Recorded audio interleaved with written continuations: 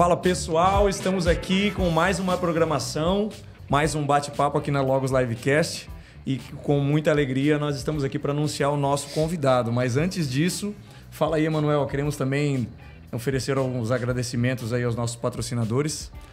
Bom, pessoal, estamos aqui mais uma vez em mais um episódio. Quero agradecer a todos que estão aqui com a gente, né? Compartilhando, né? Sempre presente aqui na nossa Logos Livecast. E também falar aqui já e agradecer dos nossos patrocinadores. Já está passando, né, na tela ali, ó. Já está aqui, ó. Primeiro patrocinador nosso aqui, Barbearia Locomotiva. Queremos agradecer ao Alisson, a Bruna por estar somando com a gente nesse projeto. Também ao Restaurante Aquários. Também, que Deus abençoe pelo patrocínio aí, né? Amém. E que Amém. patrocínio, né? Meu Deus. Estamos bem demais, né? Bem demais. Glória a Deus por isso, pela vida de cada um deles. Uhum. E você a também... Log 10 também, né? Podemos deixar, sim, né? Sim, a Log 10. Log 10 também, que é mais uma parceira nossa aqui do Logos Livecast. Então agora, sem mais delongas, vamos anunciar aí o nosso convidado, que de antemão, assim, logo do convite já aceitou a estar aqui com a gente. E com muita alegria estamos aqui apresentar para vocês aí Pastor André. Alegria. Se apresenta para nós aí, Pastor André. Bom demais. Obrigado aí. As palmas aí, pastor. Oi, pessoal. Bom demais estar aqui com vocês. Agradeço também o convite, né? E a oportunidade da gente ter esse tempo de mesa também. Esse tempo de bate-papo. Oração minha é que seja um tempo útil, né, para todos nós. Seja um tempo abençoador para quem assiste também. E que a gente possa, né, o relacionamento que a gente já tem, possa estreitar ainda mais os laços e abençoar pessoas também. Amém. Então, obrigado pelo convite. E é uma alegria, né? Uma alegria, expectativa lá em cima para esse bate-papo, para essa conversa, que eu tenho certeza que o pastor André aí tem um testemunho poderoso aí para edificar as nossas vidas e daqueles que estão acompanhando a gente agora aqui nesse vídeo. Show.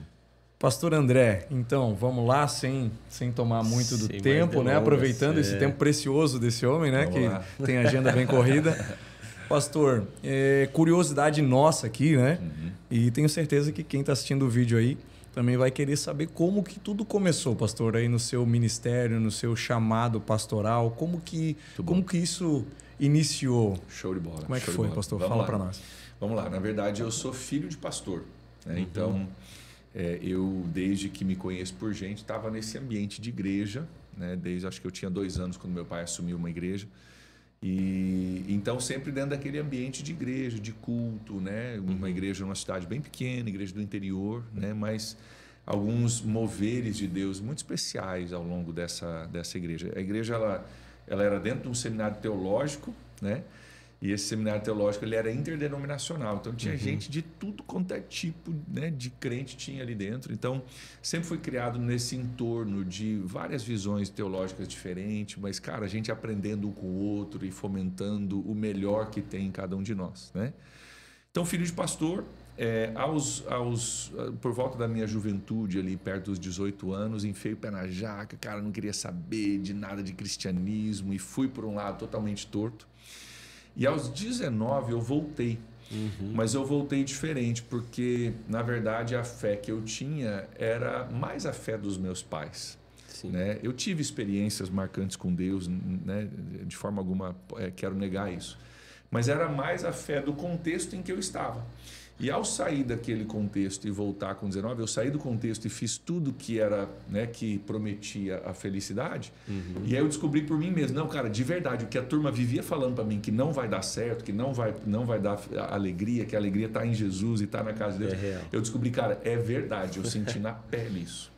Então, quando eu voltei para Jesus aos 19 anos, cara, eu me enfiei dentro da igreja não porque era o contexto que eu estava, mas porque eu descobri, cara, essa é a realidade que transforma vidas. Quero isso para minha vida. Exato, isso, cara. Eu provei do outro e eu vi, cara, realmente não era só conversa, dá ruim mesmo, né?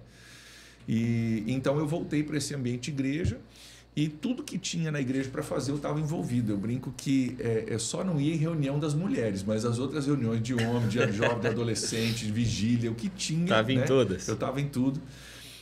Voltando para as minhas raízes, que eu sou muito grato por elas, mas com outro entendimento, né, de fé, de vida e do porquê.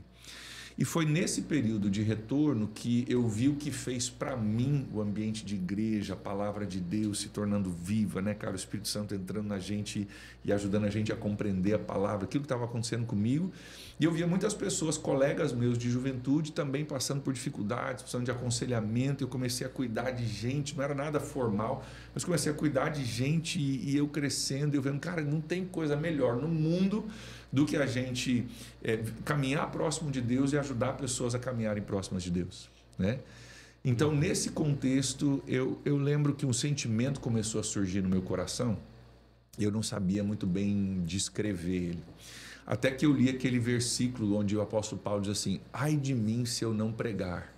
Né? Tem uma frase, eu não lembro aonde exatamente, mas Paulo fala, cara, ai de mim se eu não pregar. Eu falei, cara, é isso. É isso que eu sinto, mas eu não tinha como colocar em palavras. Eu tinha um sentimento de alguma coisa, mas não sabia o que era. Falei, cara, é isso que Paulo está dizendo. Ai de mim se eu não pregar. Cara, não tem mais nada que eu possa fazer com a minha vida se não for isso. Eu preciso fazer isso. E comecei a compartilhar isso, então, com mentores, né? Com meu pai, como pastor e mentor e outros que estavam ao nosso redor ali.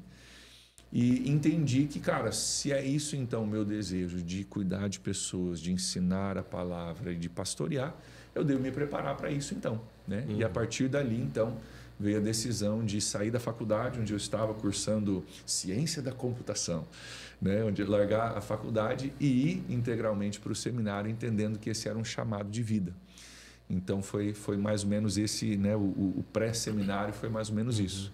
E aí, durante o meu tempo de seminário, eu acabei sendo um voluntário em uma igreja, isso lá nos Estados Unidos, né? Comecei sendo voluntário numa igreja, comecei servindo, aí logo me tornei meio que assistente de um dos pastores, e daí eles estavam procurando outro pastor, acabei me tornando um pastor e fiquei lá 7 anos pastoreando, né? Numa igreja lá. Com 7 anos, então um longo período. Um longo período. Foi uma experiência muito boa, porque a minha experiência de igreja quando criança e jovem era a igreja do meu pai, uma igreja não era assim pequena, mas era uma igreja numa cidade menor, bem interior. Que cidade que era, pastor? Chama Autônia, no Paraná. Nossa. Cidadezinha lá perto da fronteira com o Paraguai. Emanuel também é paranaense. Eu sou paranaense também. Sou de Araucária. Araucária, sim. É mais pertinho aqui de Curitiba, né? Então, lá do outro lado, no noroeste do Paraná. Sim. Então, eu saí de um contexto de cidade pequena, igreja menor, e eu fui fazer seminário, acabei me envolvendo numa igreja lá, uma Assembleia de Deus americana lá, que era uma igreja grande, uma cidade grande, cidade de 4 milhões de habitantes, igreja com 1.500 membros. Então, eu acabei tendo uma experiência de filho de pastor no interior, igreja menor, para depois ser um pastor numa igreja grande, cidade grande. Então, eu vi, né, as duas realidades de igreja. E eu até digo que foi uma coisa que me curou em algumas áreas, me vacinou, talvez seria a palavra melhor. Por quê? Eu não tenho hoje um sonho de ter uma igreja grande. Nossa, um dia eu vou ter... Já tive. Não era o pastor titular, era um pastor auxiliar. Mas eu já vivi o contexto de igreja grande. Tem algumas coisas muito bacanas que a igreja grande possibilita e tem algumas coisas nada bacanas que a igreja grande tem. Que a igreja pequena, por exemplo, não tem. Sim. Então eu consigo hoje olhar para esse contexto e falar, cara, igreja pequena tem algumas coisas maravilhosas e algumas limitações. Igrejas grandes têm algumas coisas maravilhosas e algumas limitações. E está tudo bem. Né? Então, acabei pastoreando lá por 7 anos. E Deus deixou muito claro para mim, depois de um tempo, uma direção que começou, né? Começou devagarzinho, mas uma direção da gente deixar tudo e vir para o Brasil, porque teria aqui um propósito para nós. E a gente diz que foi tipo um chamado de Abraão, porque se você perguntasse para mim se eu sabia que eu ia vir para cá e pastorear, não sabia nem que tinha PIB na cidade, nem sabia disso, né? Então, viemos em obediência. A palavra de Deus para o pastor, então, foi sair. Vai, exato. Cara, para onde? Vende tudo e vai. Nós tínhamos comprado uma casa, eu estava empregado nessa igreja razoavelmente abastada. Sim. A nossa filha mais velha, Gabi, tinha nascido. Então, cara, se comprou casa, nasceu filho, está bem empregado, esquece. Tá tudo esquece. Né? E Deus falou muito claramente com a gente. Foi muito sobrenatural, muitas confirmações, até o ponto da gente chegar a falar, tipo, Deus, já entendi, já estou vendendo as coisas, tipo, não precisa confirmar mais, já deu. Mas Deus sabia que nós precisaríamos de tantas confirmações, não para vir, mas para ficar. Porque eu estava nos Estados Unidos há 14 anos. Nossa. Já. A minha esposa é americana, então para a gente sair daquele contexto e se readaptar a um contexto aqui é uma mudança de cultura. Imagina, né? Se é uma mudança de uma cidade para outra, né? Dentro do mesmo país já é difícil demais, né? De fazer, imagina. Exato. Né? Nesse tempo, minha esposa deixou a família lá, né? Tem familiares, tem avós e avós que faleceram lá e a gente não pôde voltar para vê-los. Em alguns casos a gente pôde voltar, em alguns casos não dá, cara. Não dá para você sair daqui com 4 pessoas, passagem internacional para ir lá enterrar o vô. Então tem alguns custos com isso. Né? A gente nota que o evangelho é renúncia mesmo, até nesses casos, né? Exatamente. Aí muitas vezes a gente pensa, né? Alguns versículos, né? Nenhum daqueles que deixar pai ou mãe em casa e tal, né? E a gente fala, cara, a gente sabe um pouquinho, né, dessa realidade, não somos melhores do que ninguém, mas a gente sabe dessa realidade de deixar a família, literalmente, né? Então, aí nós viemos para o Brasil, numa obediência a uma palavra de Deus, sem saber do que nós faríamos. A palavra foi, vai, quando você chegar lá você vai descobrir. 6 meses depois da nossa chegada, nós fomos convidados por um amigo do meu pai, que fazia parte da diretoria da PIB, para vir pregar, porque ele estava procurando pastor, o pastor estava indo para Florianópolis e tal. Eu falei, cara, nem é isso que eu estou procurando, acho que não é isso que Deus tem para mim, mas viemos. E pregamos na PIB, eu e a Júlia cantou, eu preguei e tal. E aí rolou aquela conversa que rola quando você visita uma igreja, né? Você, no final da igreja, você fala, ô, paz do Senhor, glória a Deus, amém, foi bom. Você tem aquela conversa de saída de igreja. Aí você entra no carro, fecha a porta, aí rola a conversa de verdade, né? Tipo, cara, o que você achou de verdade, né? E eu lembro que eu falei para minha esposa, eu falei, olha, se Deus me desse uma folha em branco, dissesse, cara, desenha a igreja, o contexto e a cidade que você quer pastorear, eu descreveria São Francisco do Sul, eu descreveria a PIB. Né? Foi o sentimento que Deus colocou no nosso coração a respeito da igreja. Então nós aceitamos, né? Há 10 anos atrás assumir a PIB. Então esse é um pouco, né, do contexto. Filho de pastor, depois pastor nos Estados Unidos, né, por 7 anos, morando lá 14, fiz seminário lá. E agora há 10 anos vai para 11 aqui logo como pastor aqui de volta no Brasil de novo. Então esse é o contexto. Uau. E sempre assim, pastor, o seu pai também é batista? Na verdade, não. Ele se converteu numa igreja batista aos 18 anos.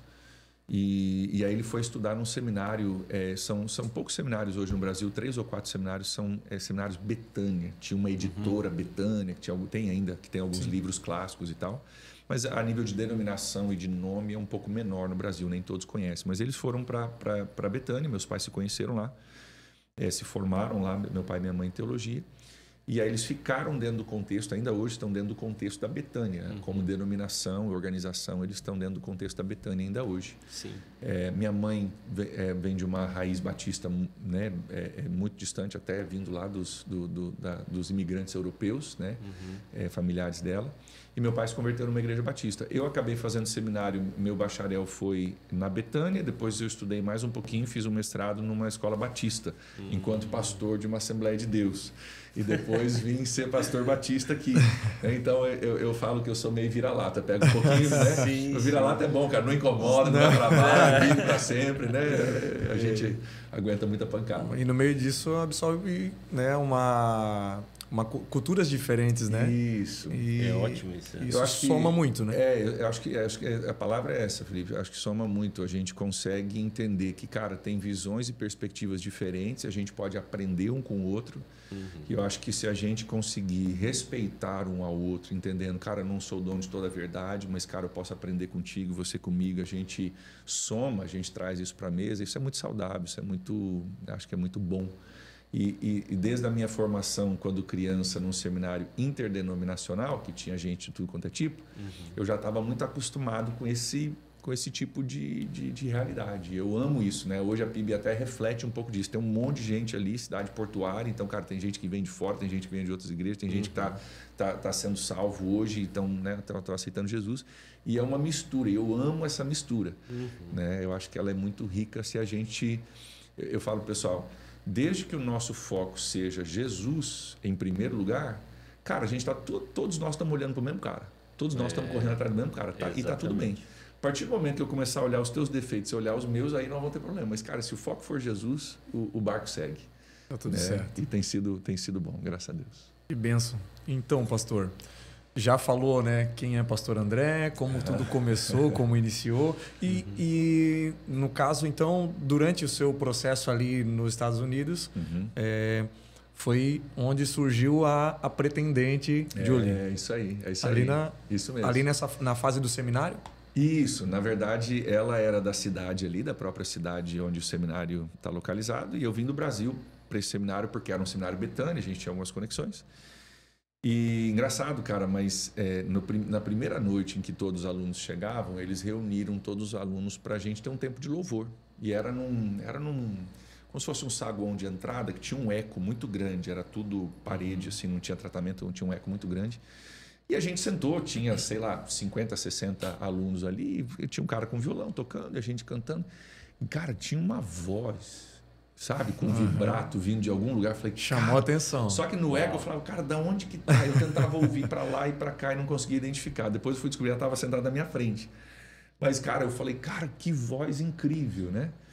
E foi a primeira vez que eu percebi ela, e depois ao longo né, passaram alguns meses ali, né, de estudos e tal, mas comecei a perceber nela assim uma maturidade diferente, uma vida com Deus diferente, uma maturidade diferente, até dentro do nosso contexto ali, as respostas que ela dava, o jeito que ela tratava as pessoas. Falei, cara, tem uma pessoa diferente aqui. Né? E ali Deus uniu propósitos, exatamente, né? Exatamente. Aí a gente começou a conversar, foi todo um processo, né? Começamos a conversar, nos conhecer a família dela e tal. E passamos por um processo onde a gente passou os primeiros 2 anos ali se conhecendo, namorando, noivando e tal. Casamos no meio do seminário e terminamos os últimos 2 anos casados. Né? Fizemos já casados o restante do seminário. Então, foi lá que eu conheci ela. Que bênção, né? E quem sabe trazer ela aqui também um dia, né? Com certeza. Um papo de casal, talvez. Ela precisamos.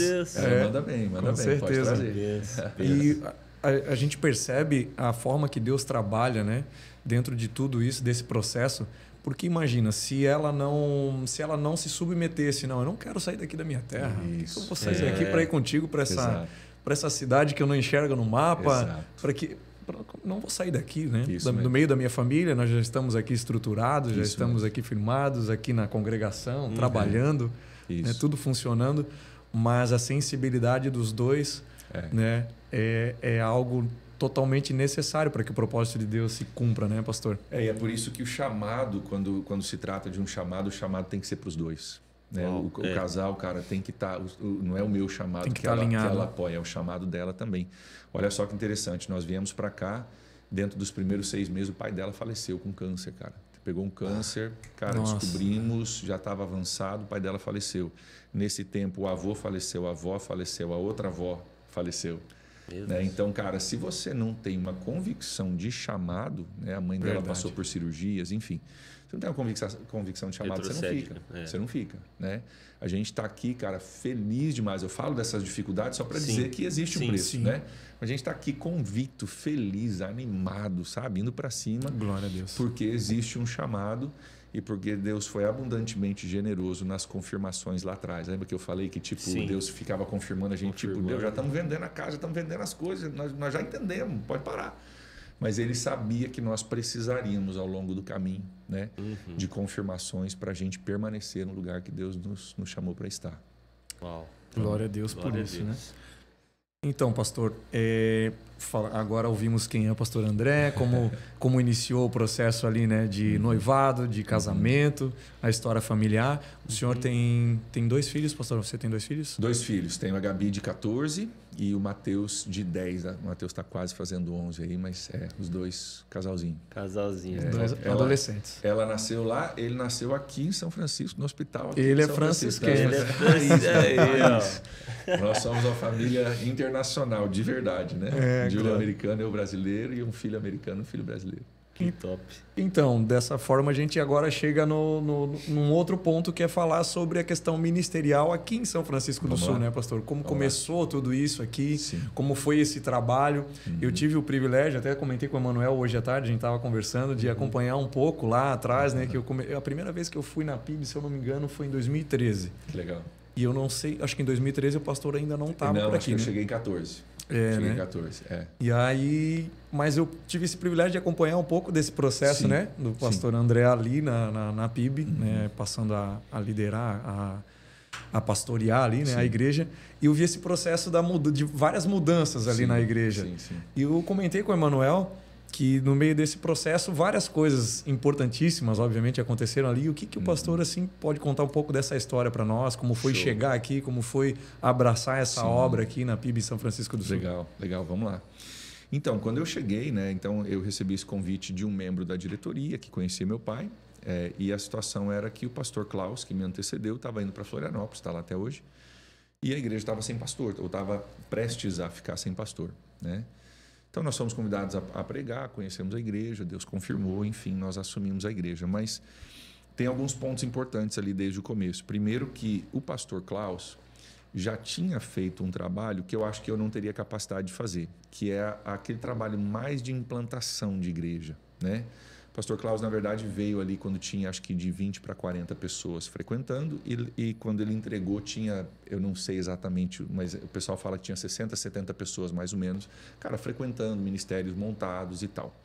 Claro que antes do Klaus teve ainda o Edia Brunella e outros que pegaram do zero, igreja fechada, prédio à venda, né? E reuniram o pessoal, começou com 3 pessoas, 6 pessoas, 7 pessoas, reuniram de novo e começaram o processo que eventualmente trouxe o pastor Klaus. Então, eu gosto de deixar claro 2 coisas, que teve gente que pagou um preço do recomeçar a igreja do zero, que eu acho que eu não tenho perfil para fazer. Acho que eu não tenho perfil para plantar igreja.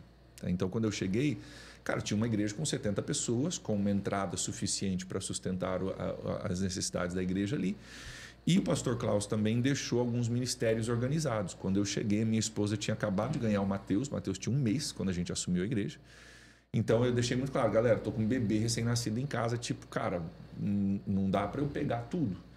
Então, nós tínhamos o louvor funcionando com líder, nós tínhamos o ministério infantil funcionando com 2 líderes e a juventude com a Lê, já estava na liderança ali o Alê e o Vlad estava transicionando.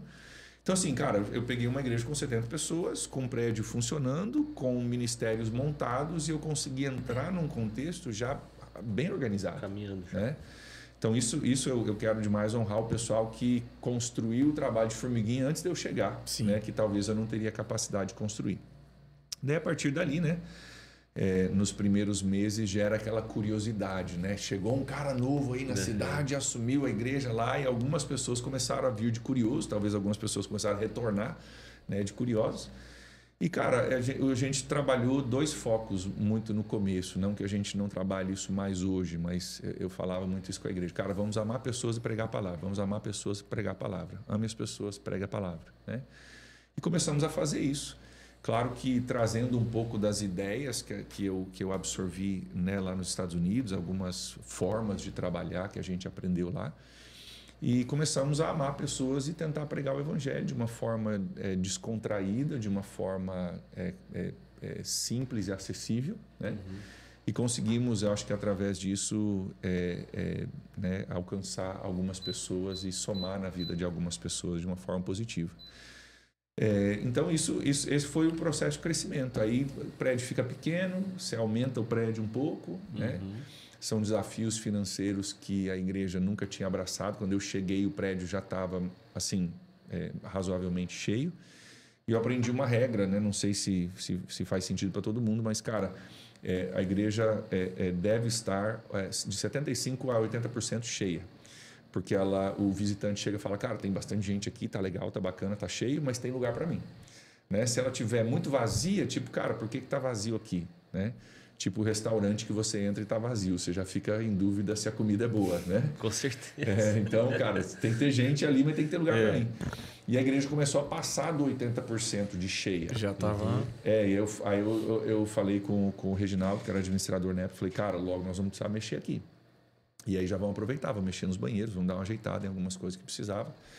E cara, eu vou contar isso porque é importante o pessoal entender, que às vezes o pessoal olha e fala, nossa, eles sabem tudo. Cara, tem algumas coisas que foram graça de Deus, muita graça de Deus. Eu tinha acabado de chegar dos Estados Unidos, não tinha ideia de valor de construção. Então eu falei, cara, quero reformar os banheiros, aumentar o templo e fazer 3 salas infantis. A gente tinha uma sala infantil de 2 por 2,5. Cara, quero aumentar as salas infantis. Perguntei pro Reginaldo, quanto que ficaria pra gente fazer isso? Ele falou, cara, 35 mil reais. A gente faz. A gente já tinha uma oferta guardada ali de uns 6, 7 mil. Mandei para a igreja, gente, 35 mil, vamos lá e tal, vamos arrecadar. E todo mundo somou, conseguimos os 35 mil. Chegou, cara, nem na metade da obra os 35 mil já tinha ido. Já. Falei, Reginaldo, o que você falou, cara? Você falou para mim que era 35. Ele falou, não, pastor, eu entendi que a gente ia fazer as salas infantis de madeira. Não de alvenaria, do jeito que o pastor está falando. Cara, mas de madeira não dá. No final da ópera, ficou 100 mil reais essa reforma. Nossa, diferença pouca, né? Diferença pouca, Coisa de 70%. Quem já construiu e reformou sabe que é assim, né? Ficou 100 mil reais a obra. Mas o que foi legal? A gente conseguiu fazer, os irmãos viram, cara, o negócio melhorando e mudando, e banheiro, e cara, sendo reformado, e salas infantis, isso gerou aquela sinergia na igreja? Cara, vamos lá, vamos arregaçar as mangas, vamos fazer. No final, a gente conseguiu fazer, ninguém ficou mais pobre por causa disso, não ficamos devendo. A gente ampliou o templo, a gente criou banheiros, né, novos, a gente criou salas infantis novas que a gente nunca tinha, cara, com uma decoração que a gente nunca tinha.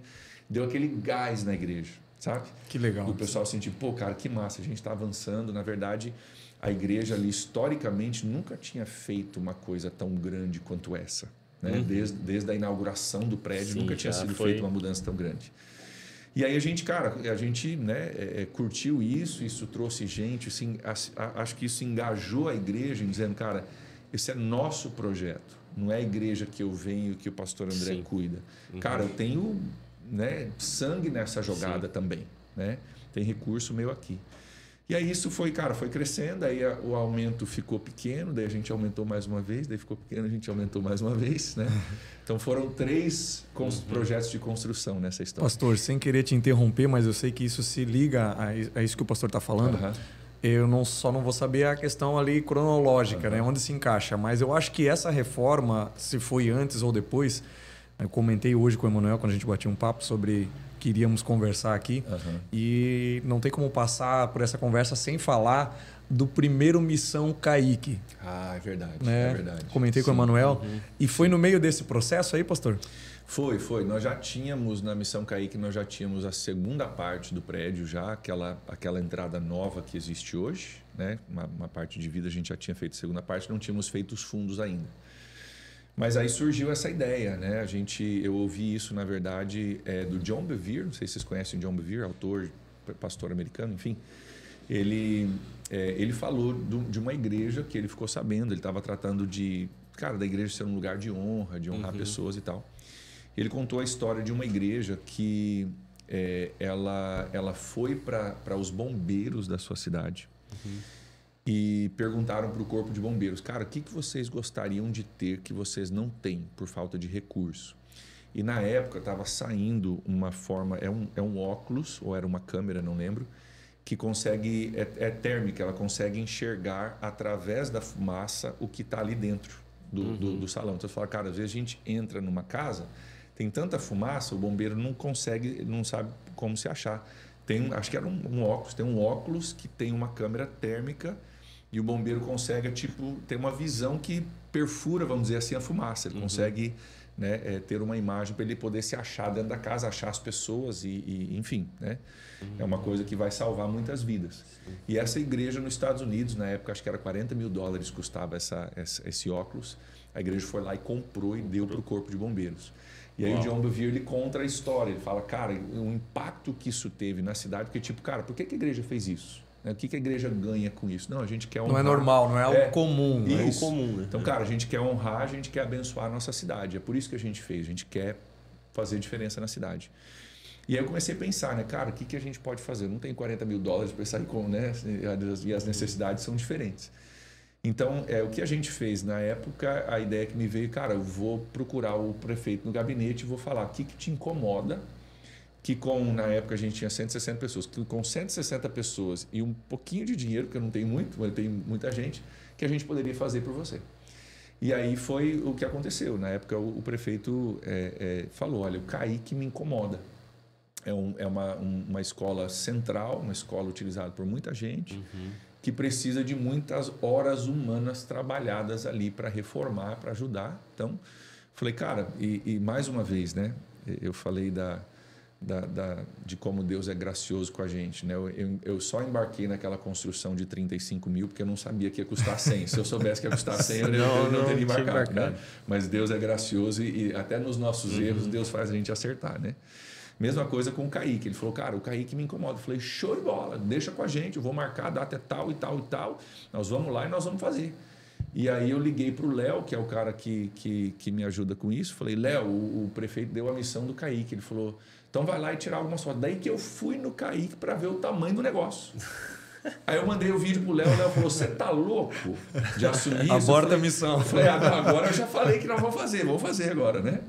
E aí conseguimos, né, alguns recursos com a iniciativa privada, algumas pessoas nos ajudaram. A igreja colocou um pouquinho também e botamos 160 pessoas para trabalhar. Uau. Né, durante 4 dias para justamente isso, para dizer, cara, nós queremos servir a nossa cidade de uma forma sociedade. Eu me lembro que veio também uma galera de fora aí, né, pastor? Viu quantas pessoas de fora? Foi dos Estados Unidos? Veio um ônibus de igrejas batistas de São Paulo. Daqui. Dessa vez foi daqui do Brasil mesmo. Região de São Paulo, ali do ABC. Tinha um cara que estava em contato com a gente, tinha feito um trabalho com a gente na Barra do Sul também anteriormente. E aí ele falou, cara, eu quero levar mais um grupo aí, tem coisa para fazer.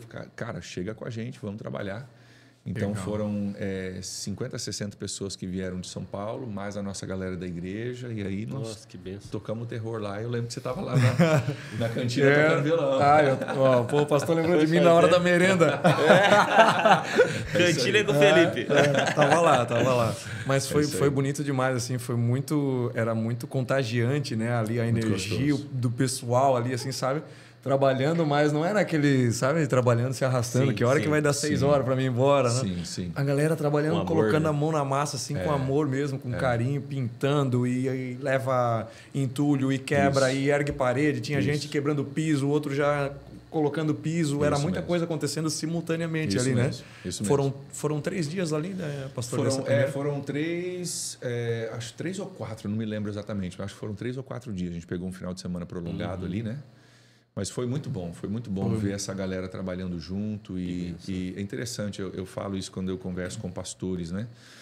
Que todas as vezes que a gente fez um projeto, a gente fez para abençoar a cidade, a gente fez para mostrar uma igreja que se preocupa com a cidade, também acho que faz parte do nosso testemunho, né, como igreja.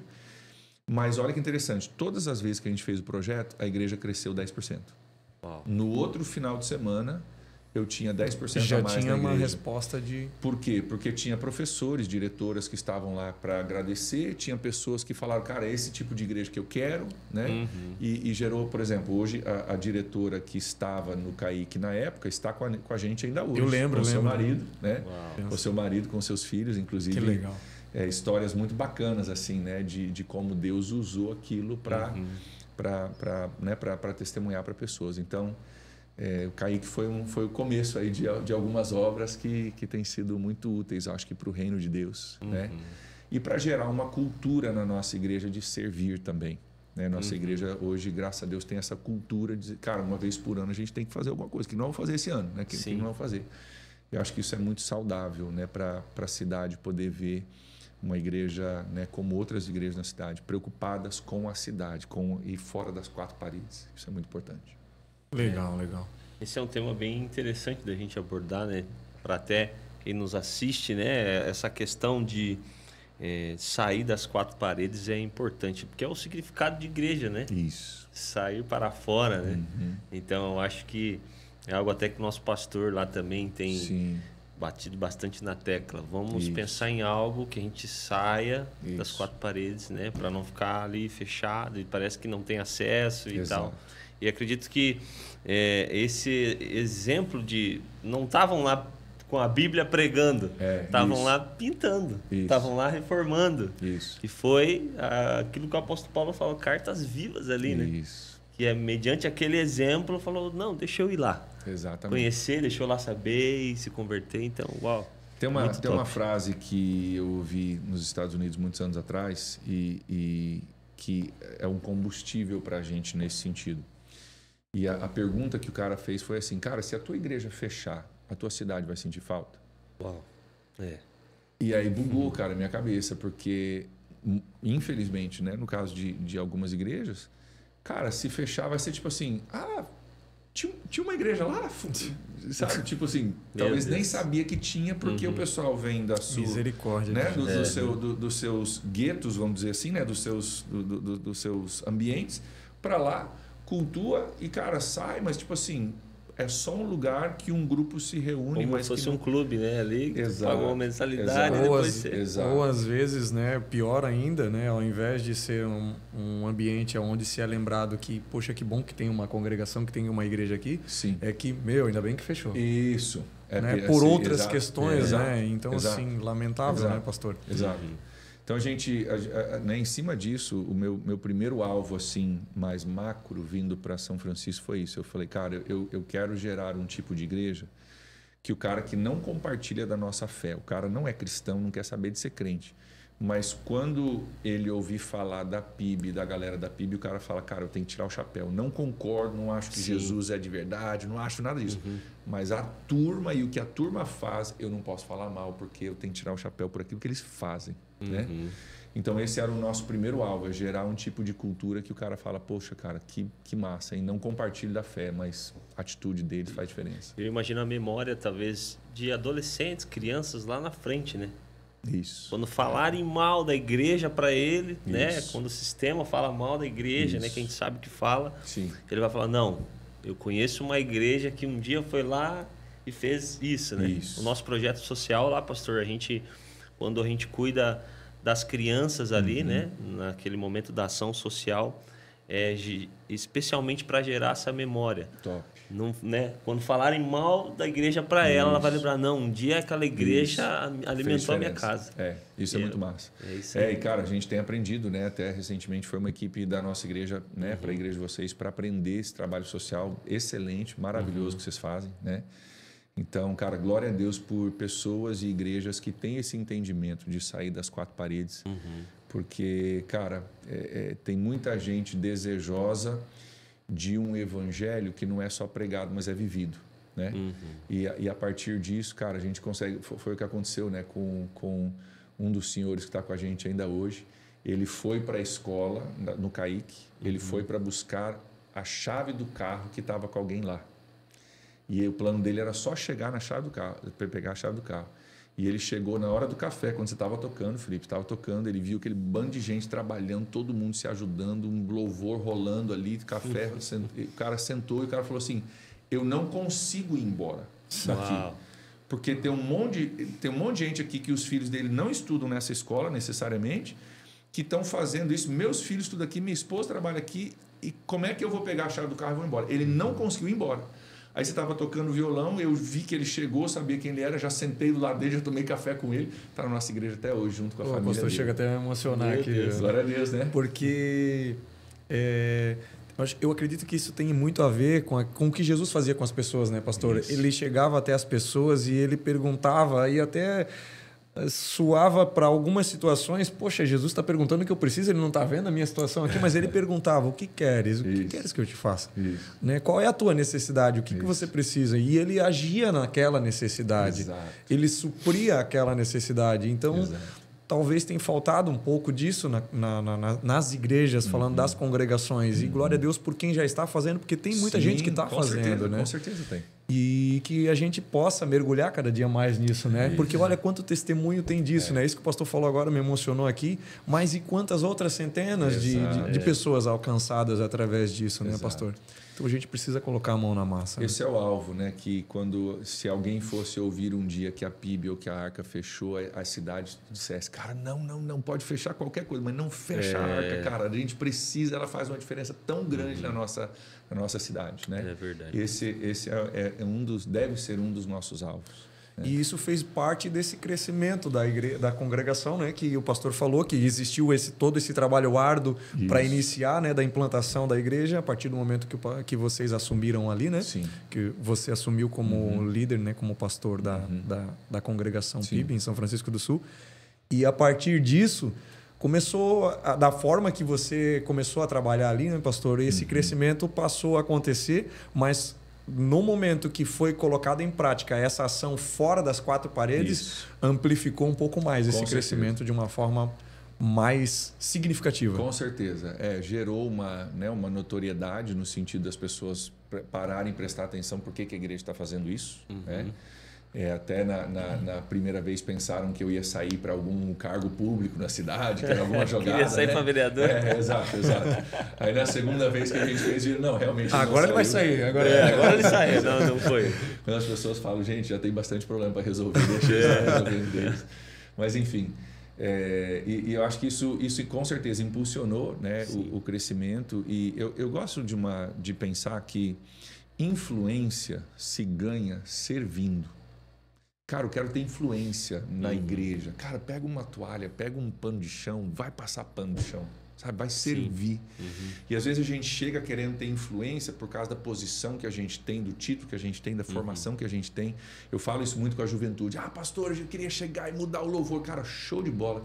Vem pro ensaio, troca as cordas do violão, passa um pano na caixa de som. Cara, vai servindo, porque, cara, se você estiver servindo, a galera vai querer te ouvir, porque, cara, tá aqui um cara que tá aqui para somar, não só para trazer novas ideias, né?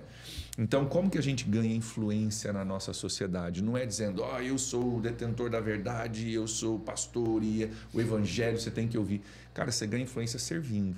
Então, quando a gente encarna, a gente serve, né, no trabalho de vocês, por exemplo, né, de ajuda com as famílias ali, com alimentação e tudo mais.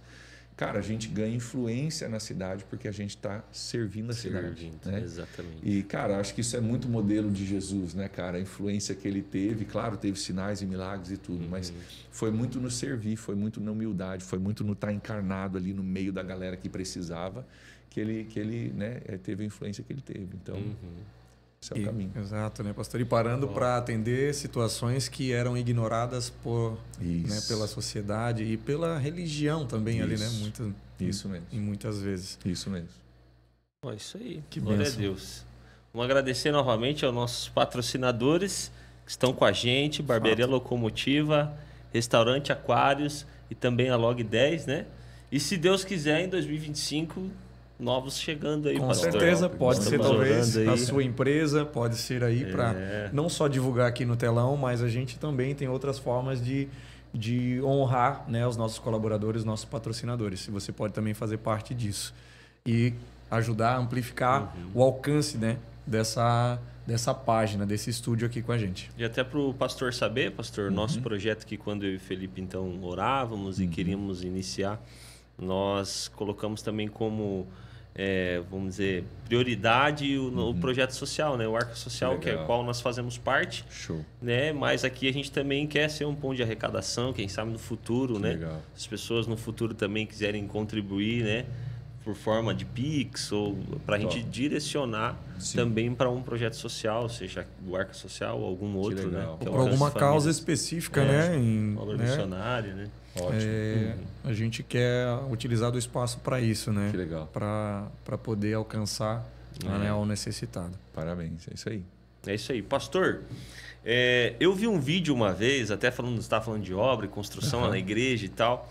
Eu vi um vídeo uma vez do pastor filmando um banheiro de igreja. Filmando um banheiro, tá? Né? Ou estavam filmando e o pastor estava falando sobre o banheiro e a excelência, eu acho, do banheiro. Alguma coisa assim. Eu queria que o pastor compartilhasse isso, porque eu achei muito interessante. Sim.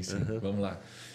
Então, eu tenho um canalzinho no YouTube que eu falo sobre questões de liderança pastoral. Sim. Né? Então, tem muitos podcasts que eu ouço lá dos Estados Unidos que às vezes tem algumas dicas para pastores que são valiosíssimas, mas são alguns conteúdos que não chegam no Brasil por causa da questão da língua. Sim. Então, alguns anos atrás, eu falei, cara, quer saber? Eu vou pegar algumas coisas que eu aprendo lá fora e vou trazer para um canal. E criei um canalzinho no YouTube, literalmente porque não tinha ninguém fazendo. Eu fui pesquisar, cara, tem algum canal no YouTube para liderança pastoral? Não tinha nenhum canal. Tinha, né, cara, o cara pregou, o cara deu uma palestra, o cara falou, tinha coisas assim aleatórias, mas não tinha um canal para que lidava com assuntos de liderança pastoral.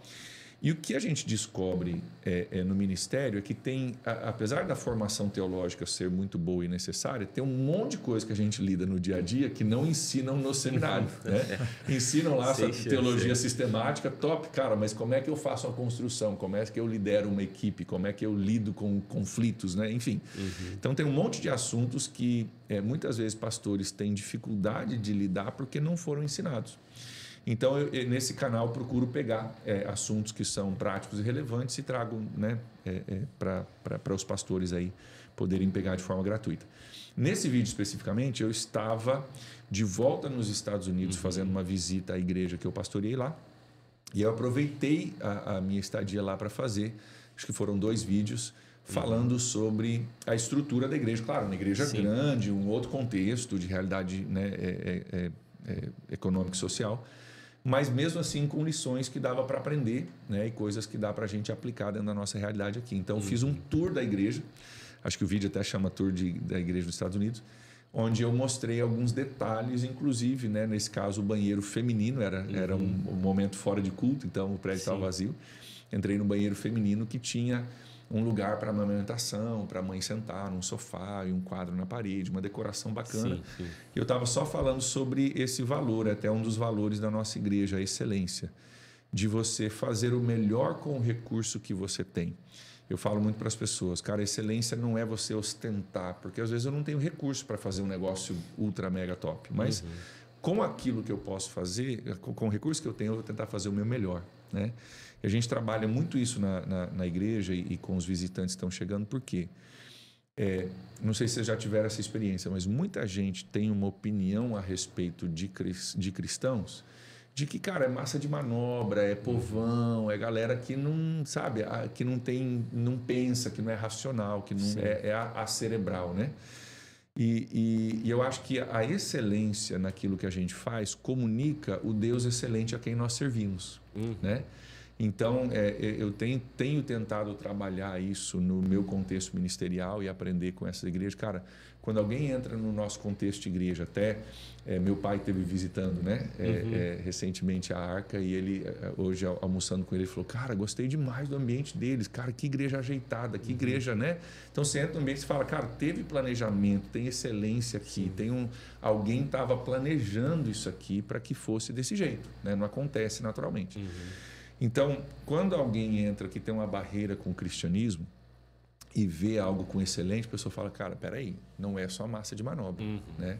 Eu me lembro de uma conversa que um membro da nossa igreja, ainda hoje está com a gente ali, um colega de trabalho dele deu a seguinte frase, ele falou assim, cara, como é que você pode ser crente? Você é um cara inteligente. Olha a noção que o cara tinha do cristianismo. Ele falou, cara, eu trabalho com você, você é um cara inteligente. Como é que você pode ser crente e inteligente ao mesmo tempo? Então, pode ser as duas coisas. Pois é. Então, algumas pessoas têm essa impressão do cristianismo porque, cara, viram talvez até alguns contextos, né, ruins do cristianismo.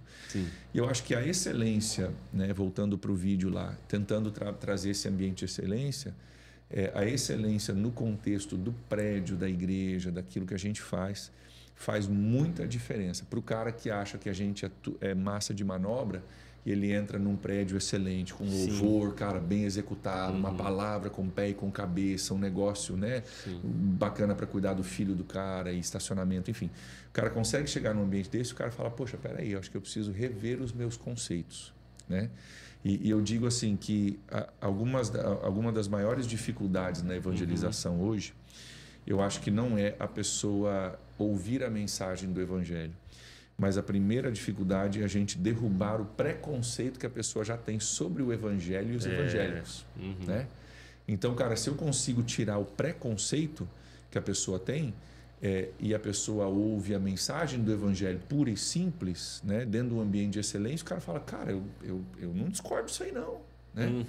Então, no nosso ambiente de igreja, né, a gente tenta, apesar de a gente estar, né, com um prédio ainda precisando melhorar muitas coisas, a gente tenta trazer um ambiente de excelência, onde a pessoa chega e fala, cara, ainda tem muita coisa para ser feita no prédio, mas está organizado, tem um planejamento, né? E a pessoa tem que rever os conceitos a respeito do cristianismo. A gente tem visto Deus usar essa estratégia de excelência né, para aproximar pessoas de Jesus. Não, é incrível isso aí. Desculpa, Felipe. Pode falar. É incrível que sempre quando como eu tô pela igreja ali, sempre vê alguém, tua igreja aqui e tal, né? Aí entra ali e a pessoa abre a porta, isso, sabe? Ela olha assim, nossa... Não sabia que era assim aqui. Não sabia que era assim, porque a fachada não é o que é lá dentro, né? Sim, e aí a pessoa realmente tem essa impressão que o pastor falou da excelência, do cuidado, do zelo com a pintura, né? Exatamente. Chega lá, cara, tá arrumadinho, cadeiras confortáveis, som, cara, eu tive com vocês lá, né? Nesse ano, agora, começo do ano. Cara, som redondo, pregação, cara... prédio cheio, lotado, aquela energia. Cara, que coisa maravilhosa. O cara entra no ambiente daquele e o cara, se ele ouvir a mensagem do evangelho, ele volta com outra perspectiva, né? Ele revê os seus conceitos. Grande barreira para o evangelismo hoje é o preconceito que já existe sobre o evangelho e sobre evangélicos, né? Se a gente conseguir derrubar isso aí, já é meio caminho andado. Mas para isso... a congregação, a liderança, mas a congregação abraçando essa ideia precisa se atualizar, né, pastor? Com certeza.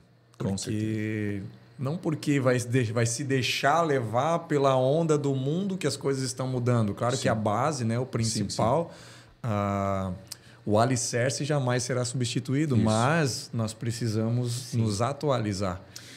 Cara, eu tive uma experiência que para mim foi marcante, que me ajuda. Eu gosto, quando a gente fala sobre atualização, eu gosto de trazer essa experiência. Alguns anos atrás, eu e a Julia éramos recém-casados, 20 anos atrás, nós fizemos aquela viagem pela Europa que você bota a mochila nas costas e vai, né, pela Europa de mochileiro. Então a gente foi de mochileiro, recém-casados. Fizemos vários países na Europa e nesses países a gente entrou em várias catedrais famosas, né? Catedral de São Pedro em Londres e fomos até para o Vaticano. Entrei na Catedral de São Pedro lá no Vaticano, né? Maior igreja católica do mundo. Qualquer igreja católica do mundo caberia dentro dela, sem encostar nas paredes nem no teto. É gigante. E foi interessante porque a gente até participou de um culto na Catedral de São Pedro e em Notre Dame de um culto também em Paris e tal. E, cara, me deu um estalo de entendimento seguinte. Se você entra nessas catedrais, tem duas coisas que chamam a atenção. Primeiro, vitrais, cara, lindos.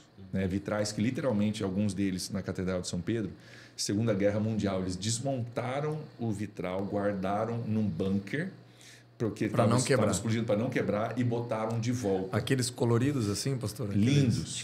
A PIB de Curitiba, se eu não me engano, tem, exatamente. Então são vitrais que alguns deles contam a história, desde a criação, cara. Você vai ali, você tem meio que um esboço da Bíblia nos vitrais, é contada a história da criação à volta de Cristo.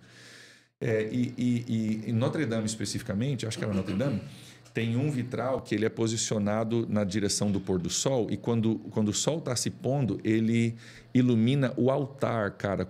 Tem um altar bem no centro, né, mais alto assim, e, cara, fica um colorido, mas assim, majestoso de lindo. E daí, no Vaticano, a gente participou de um culto lá, de uma missa, onde estava tocando órgão de tubos. Não sei se você já teve num ambiente onde é tocado órgão. Não, eu nunca tive, só vi em filme e vídeos. Órgão de tubos que a gente acha que é aquela coisa mais clássica do mundo. Cara, o grave do órgão de tubos treme tudo. Treme aqui no peito, igual um sub hoje. Eu vi que aqueles tubos, eles vibram, né? Isso, exatamente, é a vibração. Então, ele treme tudo, é muito alto e treme tudo. Cara, mexe com... O cara fica arrepiado no ambiente daquele. É muito contagiante. Então, o que eu vi ali? A gente olha para coisas antigas como vitrais e órgão de tubo e fala, mas isso é coisa clássica, antiga. O vitral e o órgão de tubo era o melhor audiovisual que tinha na época. Se eu quero criar um audiovisual, um negócio visual colorido, que chama atenção, que é a melhor coisa mais cara que eu posso ter? Um vitral. Caríssimo.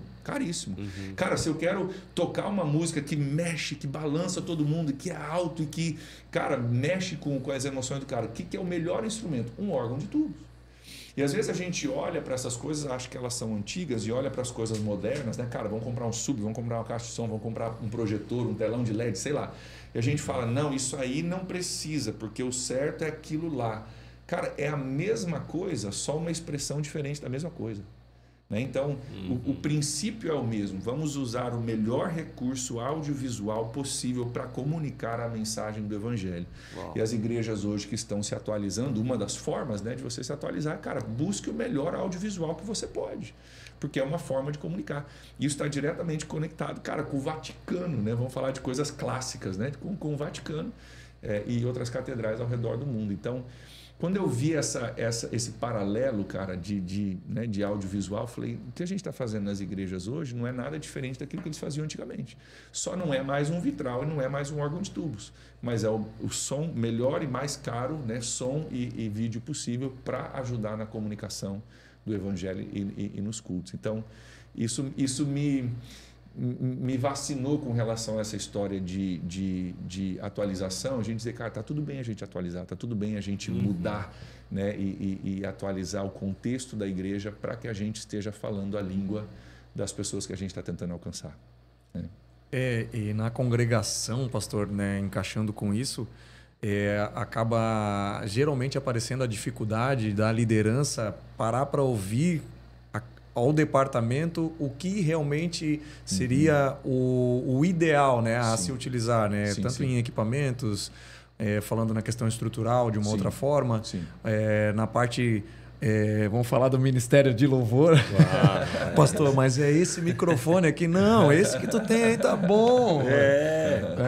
Então, mas aí precisa abrir a mente para... Peraí, vou ter que ouvir outras pessoas e me submeter à opinião dela, né? Claro, dentro de um contexto aceitável, né? Para a realidade da congregação, mas para conseguir se encaixar nesse quesito de melhorar, né? De se atualizar, a gente tem que ouvir outras pessoas, né? Isso. E aí, às vezes, tem o cara que quer cabecear, mas ele quer cobrar o escanteio também, ele quer fazer tudo, aí às vezes é onde que acaba não funcionando, né? E a gente percebeu, conectando a isso, pastor, que a gente olha assim com muita admiração a forma que vocês estão caminhando ali agora na transmissão das lives, né, Manuel? Sim. Que coisa top, né, que vocês estão fazendo ali, pastor. A gente vê ali o pessoal da mídia ali totalmente antenado, vários monitores. Sim. Aí tem aquela entrevista do início ali antes de que antecede o início do culto ali, né? Que como tá a estrutura assim, olha, vocês estão para lá de parabéns, né? Graças porque tá muito bonito. Eu dei uma salva de palmas aqui. Salva de palmas para toda a galera, para toda a equipe aí, né? Abençoe o time aí. Porque... Mas não tem como fazer isso sozinho, né, pastor? Eu ia falar isso, gente, desde o começo lá, né? Se a gente voltar na história das construções lá atrás, cara, eu falo isso nos batismos muito. Eu falo, galera, eu vou aparecer em todas as fotos porque eu sou pastor. Mas não fui eu que evangelizei, não fui eu que discipulei, não fui eu que convidei para a igreja. Então, cara, é a galera que alcançou. Eu só estou batizando porque eu sou pastor da igreja, mas é a galera que alcançou. Mesma coisa com toda essa construção, com todas essas coisas do Kaique, agora com a parte de mídia, né? Então, cara, nós temos pessoas ali, né? O Rodrigo, que é o nosso líder da mídia ali. Cara, é gente que está ali empenhada comigo, que está ralando comigo, que está se doando, né, para a gente poder melhorar nesse sentido. Gente que sabe mais do que eu sei, né, e estão trazendo... eu acho que existe um equilíbrio aqui que é necessário, né, da gente poder ser uma voz como liderança da igreja, mas ao mesmo tempo entendendo, cara, eu já não sei tudo mais. Você perguntar que câmera que a gente usa, cara, não sei. Uma vez eu soube, hoje eu já não sei mais porque eu não sei, né?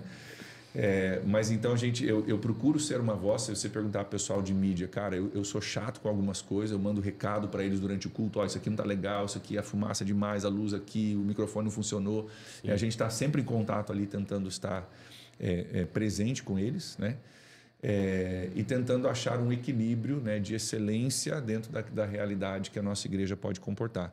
Mas, cara, é uma equipe, né, hoje para fazer um culto, eu descobri isso até esse final de semana passado, em média para o nosso culto rodar, são 60 voluntários servindo. Né? Olha só. Mídia, louvor, né? Mídia, louvor, salas infantis. Se você contar o todo, né, estacionamento, são 60 pessoas. Então, cara, uma das coisas que mais tem feito a diferença na PIB, eu acho, é a qualidade das pessoas que Deus trouxe para somar com a gente ali.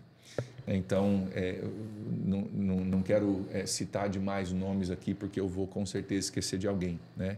Mas, cara, tem pessoas que me servem ali, que estão à frente de mim, cara, sabem mais do que eu sei, mas estão servindo ali fielmente ao longo de anos, cara, 8, 9, 10 anos, né? Servindo ali, matando no peito, resolvendo, me apoiando, me perdoando quando eu erro, né? E, cara, não tem como você fazer o que a gente busca fazer sem ter muita gente excelente, né? O Kaique, cara, o Léo, né? Hoje é o líder do nosso Ministério Marketplace. O Léo abraçou aquilo, cara. Ele planilhou tudo. A gente sabia os materiais, o número de voluntários, quem que era o líder. Ele reuniu um monte de vezes. Então, eu apareci na foto, mas quem organizou foi o Léo, né? Então, gente excelente faz toda a diferença nessa questão de crescimento de igreja, com certeza. Uau. É isso aí, né? Acho que a gente está quase caminhando para o fim, pastor. Show de bola. Mas eu não poderia deixar de citar aqui, até o pastor falou rapidinho ali, mas foi esse acontecimento recente que teve, que foi aquele batismo ali. Eu achei muito top, né? Muita gente se batizando e a gente fica feliz porque a gente sabe que é o reino de Deus que avança. Isso. Então, e os cartazes ali, né? Nossa, cara. De emocionar, né? Não, cara, eu realmente vendo ali o vídeo depois, né, que fizeram, ficou muito top. Mas, pastor, eu queria que o pastor contasse, assim, foi uma meta, um objetivo para chegar até esse número ali? Isso. Foi uma combinação de algumas coisas, né? Nós, com o crescimento da igreja, os batismos vinham crescendo também. Mas nesse ano agora que está findando, no começo do ano, normalmente a gente tem um culto da visão, né? A gente lança meio que o tema do ano, a gente trabalha com um tema profético para cada ano, então a gente lança esse tema e junto com esse tema normalmente tem algumas frentes que conectam com o tema, né? Esse ano era o ano de alcançar. Então, cara, se a gente vai alcançar pessoas, isso vai se refletir em batismos, né? Então, eu lancei um desafio para a igreja. Eu acho que o nosso recorde de batismos no ano tinha sido 43, eu acho. No ano passado, no ano 2023, né? 43. E aí eu falei, galera, vamos batizar 100 pessoas esse ano. Nós nunca fizemos isso antes, né? É mais do que o dobro do nosso recorde anterior, né? E na hora até falando, eu falo, meu Deus, o que eu fui falar, né, cara? Vamos lá, né? Amém, vamos lá, né? Agora falei. Exatamente. Eu gosto de sonhar, sabe? Eu acho que o alvo ele tem que ser audaz. E se a gente não alcançar, cara, se a gente não alcançasse 100, mas alcançasse 70, já era mais do que a gente fez antes. Então, cara, mas alcançaram os 70 por causa do objetivo dos 100. Então, cara, vamos para cima. E aí a gente fez o primeiro batismo no meio do ano, batizamos 43 pessoas, se não me engano. Então já era um número expressivo, um número bom. E aí eu fiz uma coisa no mês de outubro, se não me engano, que eu nunca tinha feito. Eu preguei um sermão todo sobre batismo. Então eu peguei, cara, vamos estudar batismo, né? No Antigo Testamento, o que o João Batista fez, por que Jesus foi batizado, o que tem isso a ver, por que a gente ainda deve batizar, cara? Grande comissão, ir por todo mundo, pregando, ensinando e batizando, né? E fiz uma pregação sobre isso. E eu descobri que muita gente era cheia de dedos sobre batismo, não sabia se podia, se não podia, quando que podia, e era cheio de dedo. E a gente só falou, cara, se você nunca tomou esse passo, isso é um dos sacramentos, né, cara? As duas ordenanças de Jesus, cara, ceia e batismo, né? São as duas ordenanças que ele deixou para a gente praticar. Então você deve fazer isso. E a gente também buscou romper uma barreira que as pessoas tenham, e aí é nosso entendimento, tá? Não quero deixar claro que é o entendimento nosso, não precisa ser de todos. Mas nós buscamos romper uma coisa também. Tinha gente que tinha sido batizado, cara, 30, 40 anos antes. Talvez batizou porque o colega também batizou e tal, ou talvez se desviou dos caminhos do Senhor por muito tempo, né? E aí voltou e tal.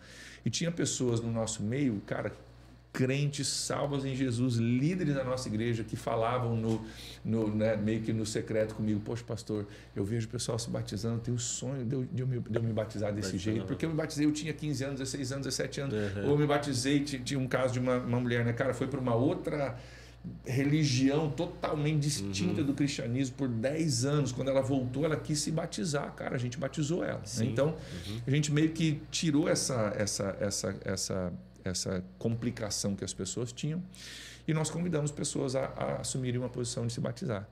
E aí, nesse último batismo, né, do final do ano, tivemos 85 pessoas inscritas ali e mais algumas pessoas que na hora acabaram se batizando também, vendo amigos e né, vendo aquele movimento. Então, a nossa perspectiva tem sido assim, cara, se o cara quer fazer um ato de proclamação pública da sua fé, que isso é o batismo, proclamação pública da minha fé, se ele quer se batizar de novo, né, depois de um tempo, por alguma circunstância, né, nós não vamos proibir isso.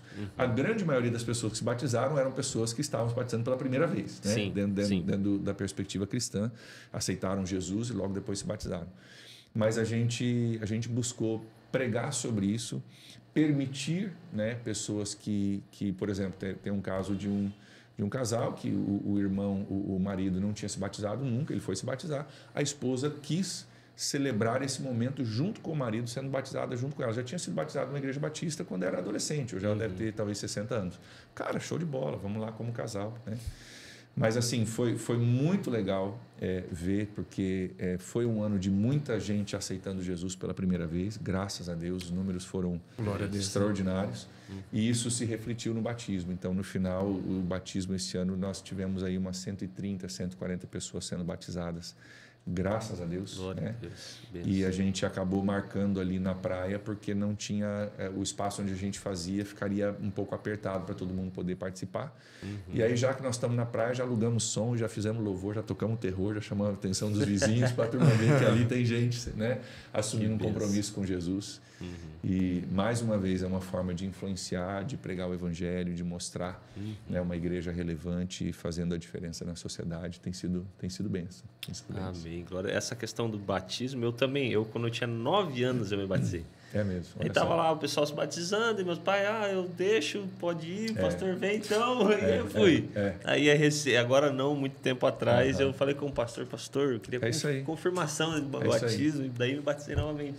Porque realmente, às vezes, uma coisa é você descer as águas ali, outra coisa é você ter entendimento daquilo, né? Então, acho que é isso que faz a diferença. Foi engraçado, aconteceu no ano passado com meu pai. Meu pai meio que abriu a porteira nesse sentido. Meu pai, cara, pastor há 50 anos, hoje ele tem 75 anos de idade, pastor da nossa igreja, enfim, né? Cara com um histórico de ministério gigante. Mas ele, cara, se converteu aos 18 anos, logo o pastor batizou, mandou para o seminário. Ele, cara, ainda estava, tipo, tentando entender que lado que é para cima e já tinha sido batizado. Ele falou, para mim, André, eu vendo os batismos e ajudando as pessoas a serem batizadas, um dos meus sonhos é viver isso com a cabeça que eu tenho hoje, com 75 anos, tendo pastoreado 50 anos, nesse contexto de igreja, família que a gente vive. Eu queria celebrar um momento, eu queria ter essa memória, né, que eu tenho, né, quase 60 anos depois. Falei, pai, vamos para cima. Ele ficou meio sem jeito, não sei se... Eu falei, pai, vamos para cima, vamos explicar para a igreja o que está acontecendo. Não é que o senhor não era batizado, mas é que você quer reafirmar isso de novo, agora 60 anos depois, e declarar isso. Então, na minha perspectiva, se a pessoa quer declarar publicamente a sua fé em Jesus de novo, eu não vou proibir. Eu vou dizer, cara, vamos celebrar isso, glória a Deus, né? Aí meu pai foi para a água, ficou aquele negócio, o pastor Vargas está batizando, né? Pois mas é uma declaração pública da sua fé de novo. Isso incentivou algumas outras pessoas a fazerem a mesma coisa. Ainda os batismos esse ano foram, na sua grande maioria, novos convertidos, né? Mas também tiveram algumas pessoas ali que estavam reafirmando a sua fé, e a gente acha que isso tem que ser celebrado e não condenado. Perfeito. É isso aí, né? Glória a Deus. Glória a Deus, pastor. Muito bom aí nosso bate-papo. Com certeza seria assunto para muito mais tempo aqui. Meu Deus, até demais, né? A gente pensou, até ficou preocupado, né? Vamos fazer umas perguntas e tal, mas não precisa, desenrola, né? É muito benção isso. Isso aí, glória a Deus. Só que eu acho que, Felipe, a gente não pode deixar de fazer pelo menos uma das perguntas que o pessoal enviou aqui na caixinha, pastor. Mete ficha. Então, vamos lá. Deixa eu escolher aqui uma e a gente, então... Tem aqui até bom... Franciane, ela diz assim, pastor, não é uma pergunta, mas é bom a gente passar para o pastor, tá ciente também. Pastor, é um privilégio para a nossa família servir ao seu lado. Gratos por sua vida e de sua família. Que chique, gente. Uau, Deus, que Franciane Guedert mandou aqui. Obrigado, Fran. Vamos lá. Uma pergunta que tem aqui, pastor, que eu queria também, é bom, né, para os ouvintes, para os pastores, talvez que vão assistir, né, igrejas, enfim, pastor, o que falta ou o que precisa para a Igreja de São Francisco viver com visão de reino realmente? Essa é a pergunta. Boa, boa. Pergunta complexa, mas importante, né? Eu acho que a gente tem que começar com uma base de entendimento de algumas coisas. Primeiro entendimento que até o pastor Christopher da Nova Casa de Judá que falou isso a primeira vez, eu falei, cara, faz muito sentido. Que é o seguinte, se você olhar no povo de Israel no Antigo Testamento, você tem um povo de Israel, cara, povo escolhido de Deus, né, descendente de Abraão, show de bola. Mas dentro do povo de Israel você tinha as 12 tribos. E essas 12 tribos, cada um tinha o seu patriarca, cada um tinha o seu histórico de família e algumas tinham funções específicas como os levitas, né? Então, quando o pastor Christopher falou isso, ele falou, cara, o reino de Deus é a mesma coisa. Cara, nós somos um reino só. Mas nós temos algumas distinções dentro desse reino e está tudo bem, temos algumas funções diferentes. Então, acho que essa é uma base de entendimento para nós. Cara, somos o povo de Deus, somos o povo de Deus hoje, somos o Israel de Deus hoje, né? Mas, cara, a Arca vai ter um estilo e um jeito e um grupo que vai alcançar, a PIB vai ter outro, a Assembleia vai ter outro, o Presbiteriano vai ter outro, né? E, cara, desde que a gente esteja pregando o evangelho sem mistura, que é o que a gente fala, né, na PIB, a gente fala, cara, nós somos parceiros com toda a igreja está pregando o evangelho sem mistura. Desde que a gente esteja pregando o evangelho sem mistura, a gente precisa entender que até no Antigo Testamento tinha algumas tribos diferentes, com costumes históricos diferentes. Então, eu não acho que a visão correta não deveria ter denominação, não deveria ter igreja diferente, deveria ser uma coisa só. Cara, isso é uma inocência, né? Achar que a gente vai concordar em todos os assuntos e eclesiologia, estilo de culto. Então, cara, a PIB está alcançando uma galera, glória a Deus por isso, mas tem uma Assembleia de Deus lá no Forte alcançando uma galera que eu não estou alcançando. Com certeza. A Presbiteriana está alcançando gente que eu sei que está lá, que saiu da PIB, está lá e está gostando do culto. Cara, show de bola, né? Então, eu acho que essa é uma base de entendimento que a gente precisa ter, que isso não é novidade, isso não é uma abominação. Isso é uma realidade que até no Antigo Testamento está refletido. Agora, tendo esse entendimento, eu acho que nós precisamos compreender o seguinte, que o povo que está fora das igrejas, que precisa ser alcançado, é muito maior do que o povo que está dentro das igrejas, em São Francisco do Sul ainda. Né? Então, eu falo para a galera na igreja direto, eu falo, cara, eu louvo a Deus pelo crescimento que Deus nos deu, cara, é graça de Deus, é glória para Ele, show de bola. Mas ainda nós temos uma cidade que está crescendo com cada vez mais gente perdida que precisa ser alcançada. Então, eu não posso olhar para o meu crescimento e falar, pô, olha que top, que legal. Cara, não tem mais gente fora do que dentro. Né? Então, glória a Deus pelo crescimento, mas nós precisamos continuar indo atrás. E aí eu acho que a gente precisa ter esse entendimento de que se nós estamos aqui para alcançar pessoas, então não estou preocupado em proteger o meu lado do campo, para você não invadir o meu lado do campo. Cara, nós estamos jogando no mesmo campo e cada um tem a sua jogada, a gente precisa às vezes jogar juntos, né, para que isso possa acontecer. E eu acho que às vezes falta uma maturidade da liderança de compreender o seguinte, cara, nós somos todos ovelhas de um só pastor, o nome dele é Jesus, cara. Eu não sou dono de ninguém, não quero ser dono de ninguém, não quero essa responsabilidade, né? Eu quero cuidar daqueles que estão debaixo do meu cuidado, né? Mas eu quero somar, cara, com a Arca, quero somar com outras igrejas que estão alcançando, né, pessoas que às vezes a gente não alcança. Então, acho que a gente tem que ter um entendimento de que vamos ter distinções, o entendimento de que tem mais gente fora para a gente alcançar do que gente dentro e uma maturidade da liderança, compreender que, cara, se você está pregando o evangelho sem mistura, nós somos parceiros. Né? Não tô brigando contigo para tirar membros. Meu alvo não é tirar membros da igreja de ninguém. Meu alvo é alcançar o cara que está perdido. Né? E essa transição de membros acontece. Entra na minha igreja e sai da minha igreja. Está tudo bem isso. As pessoas são livres. Nós pastoreamos pessoas livres. Né? Mas passa por essa maturidade da gente reconhecer que a gente é melhor junto. E a gente precisa, né, entender que o alvo nosso está lá fora. O inimigo não é a outra igreja, o outro pastor, o outro movimento. O inimigo é o inimigo de todos nós que está lá fora. Né? E tem gente morrendo indo para o inferno em São Francisco do Sul e a gente quer fazer com que isso pare. Né? Então, graças a Deus, né, cara, pela Arca, que a gente considera como uma igreja parceira.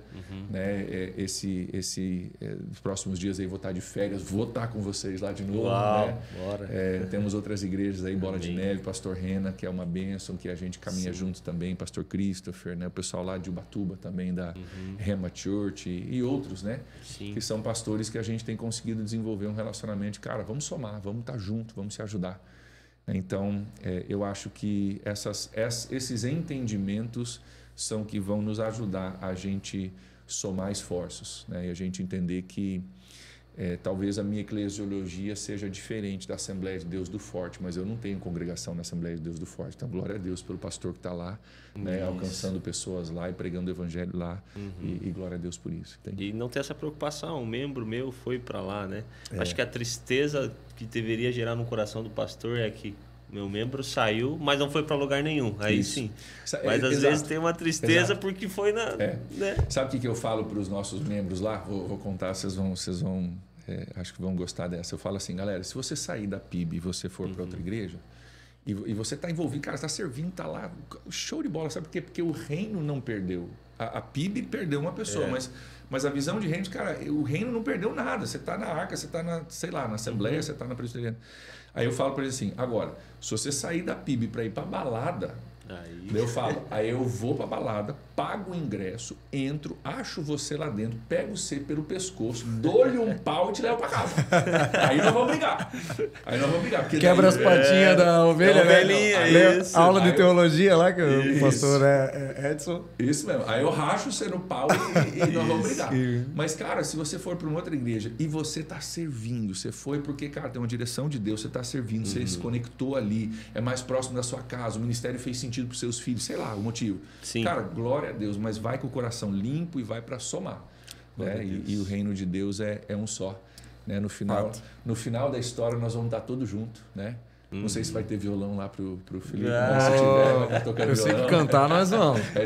Vai ter que cantar. Louvar nós vamos. E para você não ficar assustado com essa técnica do pastor de dar um pau e trazer você de volta,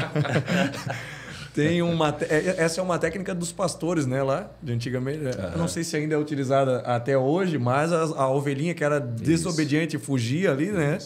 Saía do meio do rebanho, tinha que quebrar as perninhas dela e trazer de volta com as perninhas quebradas. Então, não vai para balada. É isso aí. O pastor vai te buscar lá.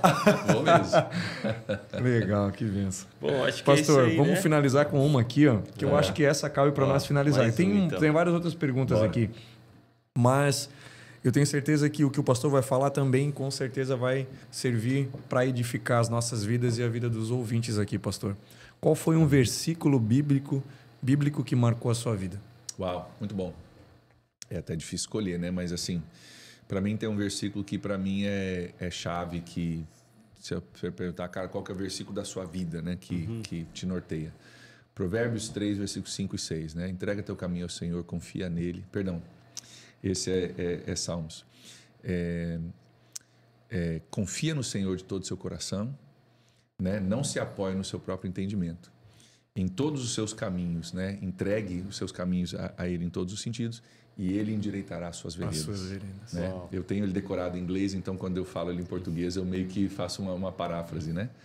Mas, cara, essa ideia de você entregar o seu caminho, você não confiar no seu próprio entendimento, né? Não se apoie, umas traduções dizem, né? No seu próprio entendimento.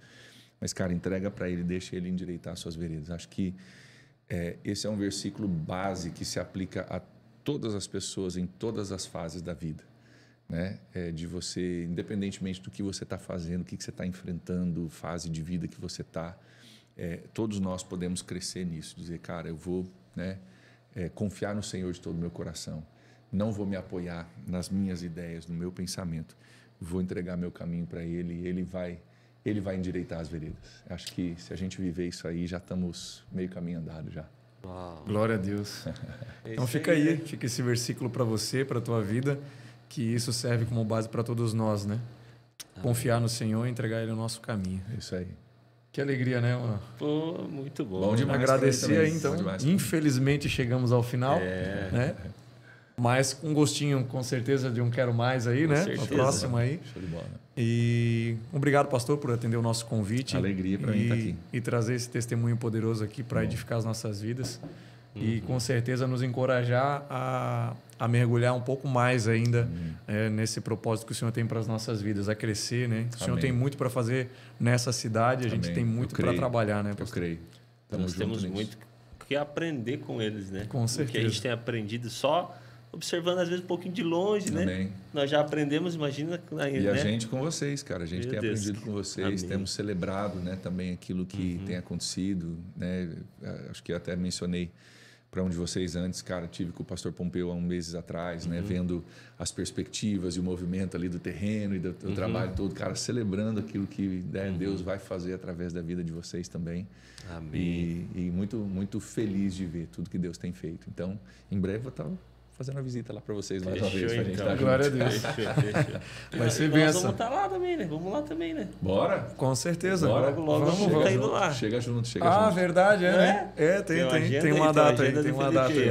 Show de bola. Que bênção. Legal. Amém. Então, obrigado, pastor André. Eu que agradeço. Fechou, pastor? Muito obrigado. Bom demais. Tamo junto. Chegamos ao final, então, Emanuel, despedir da galera. Obrigado você aí que assistiu esse vídeo. Não esquece de compartilhar aí para edificar a vida de outras pessoas. Nós precisamos da tua ajuda para alcançar outros lares, outros corações. É isso aí. Comenta aqui embaixo também, né? Deixa o like aí, se inscreve no canal. E também um último agradecimento aos nossos patrocinadores, né?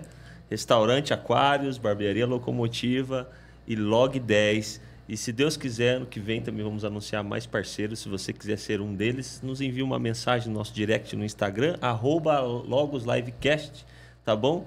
E vamos para cima, né? Vamos para cima. Deus abençoe, gente. Obrigado. Grande abraço. Valeu.